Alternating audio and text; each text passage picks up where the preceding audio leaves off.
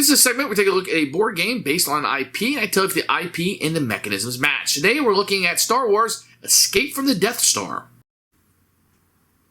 To play Escape from the Death Star is very easy. You have one set that's Luke and Leia, one to be Han and Chewie. You put them on that spot.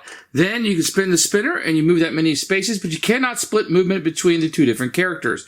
If you land on a blue space, you'll flip over a force card, read it, and do what it says, which will usually move you around the board. If you get to the tractor beam and control room, you'll get the cards for those locations once you have a set of both cards and both your characters reach the Millennium Falcon. Then you can go through the dogfight. If you go up here on a space with this, with a TIE Fighter, you spin the spinner. If it lands on lose, you go all the way back to Millennium Falcon and lose your turn. If you win, you can move another space. If you enter a space without a TIE Fighter, your turn ends. That's it. But you can move more quickly by having these dogfights. If you reach all the way to the Rebel base on one turn, then you are able to win the game and be crowned the champion. So obviously this is a game based on the first movie released around the time of the first movie. So it's going to very strictly stick to that script, and I think it does a fairly good job of that.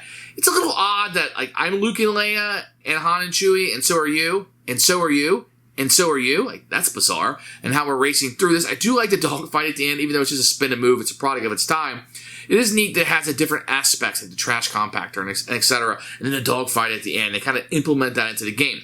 Remember, this is a reissue of a game from when the movie was released, so it doesn't have any of the modern takings of what games will have today. So it's a little boring. It's a little simple, but it's intended to be a children's game. Sure, it's not a very good one, but does it stick with the IP? Yeah, I mean, it really does. Other than we're controlling multiple characters, but they're different people, which is very odd.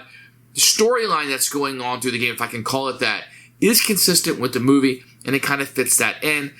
This is not a game I can easily recommend, but this segment is about, does the IP and the mechanisms match? Enough. Especially that dogfight when you're trying to spin a spinner to see if you win and lose. That is kind of fun. So, for me, not a very good game, but the IP and the mechanisms do click on some level.